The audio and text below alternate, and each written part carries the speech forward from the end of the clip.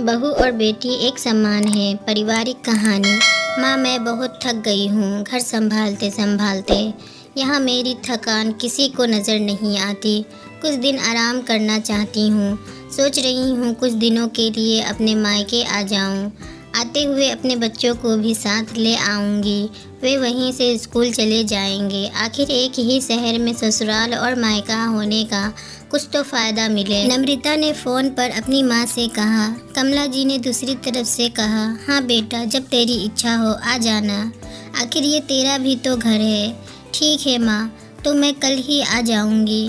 नम्रता खुश हो बोली, हाँ बेटा, कल आ जाओ, मैं तुम्हारा इंतज़ार करूँगी। अभी मैं फ़ोन रखती हूँ, मुझे मंदिर भी जाना है। कमला जी ने फ़ोन रख दिया और सीधे किचन में गई। किचन में खाना बना रही बहू से बोली, अरे अनुपमा, सुनो, कल तुम्हारी नंद आ रही है। आज बाज़ार जाकर फल सब्जी और मिठाइयाँ लेकर आना। बेचारी मेरी बेटी ससुराल में नौकरों की तरह काम करती है और उस पर कोई ध्यान ही नहीं देता। यहाँ आएगी, कुछ दिन रहेगी तो उसका मन और तबीयत अच्छे रहेंगे। सास के मुंह से ऐसी बातें सुनकर अनुपमा का चेहरा उतर गया। वो मन ही मन सोचने लगी, काश आपको मेरी थकावट भी नज़र आती। मैं भी दिन रात झाड़ू पोछा, बर्तन, खाना बनाना, मार्केट जाना और हर वो काम करती हूँ जिससे हमारे परिवार वालों को कोई दिक्कत ना हो। काश आप मुझ पर भी ध्यान दे पाती। आपकी बेटी तो जब मन में आता है तब यहाँ आ जाती हैं, लेकिन मैं साल में एक बार ही अपनी माँ के पास जाती हूँ, तब भी आपको प्रॉब्लम होती है। मैं भी इंसान हूँ, मेरा भी मन है। मुझे भी लगता है अपने माँ के पास जाकर थोड़ा आराम करूँ, सुख दुख की दो चार बातें करूँ, अपना मन हल्का करूँ। भगवान, अब तुम ही कुछ करो ताकि मेरी सास की आंखें खुले और उसे मेरी थकावट भी नज़र आए। शाम तक भगवान ने जैसे अनुपमा की सुन ली और उसकी नंद का फ़ोन आया। नंद ने अपनी माँ से कहा कि उसकी सास ने उसे मायके आने के लिए मना कर दिया है, इसलिए इस बार वो नहीं आ सकती। कमला जी ने बोली, ऐसे कैसे मना कर दिया? पहले तो कभी वो तुम्हें आने के लिए नहीं रोकती थी, इस बार भला क्या हो गया? लाओ मेरी बात कराओ उनसे, मैं समझती हूँ। नम्रता ने फ़ोन अपनी सास को दिया। कमला जी ने कहा, नमस्कार समधन जी, आपसे कुछ कहना था। समधन जी ने कहा, कहिए। दरअसल नम्रता कल त्यौहार है, इसलिए अपने मायके आना चाहती है। अगर आप उसे भेज दे तो अच्छा रहेगा। नम्रता की सास ने कहा, देखिए समधन जी, आपकी बेटी मायके जा कर रहे, इस बात के लिए हमने उसे कभी नहीं रोका और इस बात से हमें कोई प्रॉब्लम है भी नहीं।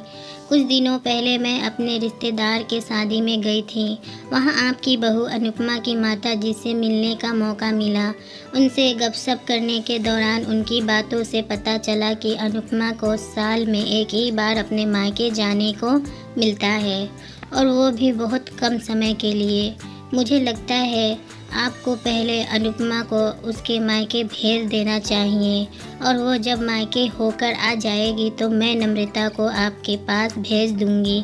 एक बहुत ज़रूरी बात जो मुझे लगता है आपको समझ लेनी चाहिए कि आपको अपनी बहू को भी बेटी की तरह या बेटी से भी ज़्यादा प्यार देना चाहिए। उसे भी मायके जाने की इच्छा होती होगी। हो सकता है नम्रता के वहाँ आने से उसकी आवभगत करने के लिए आप उसे उसके मायके नहीं भेजती होंगी, या फिर वो आपसे कुछ कहने से अभी डरती हो।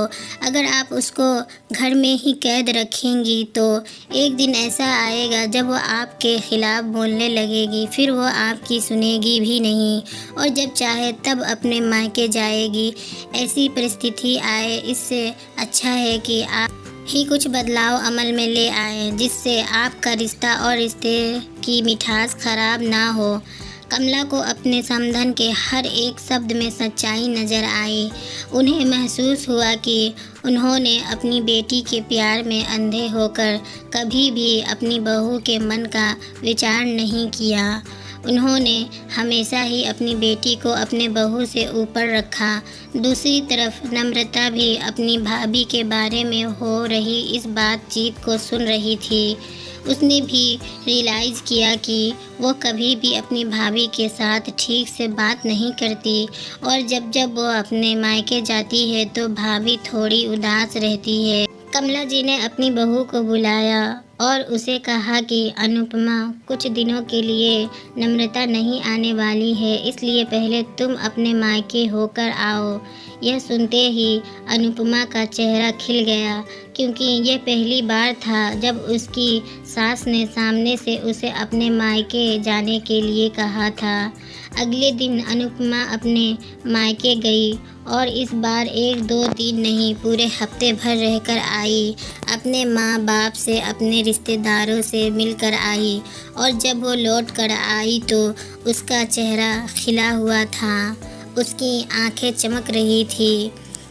अनुपमा के आने के बाद नम्रता भी अपने मायके आई और इस बार वो खुद सामने से अपनी भाभी से खुशी खुशी मिली और अच्छे से बात की।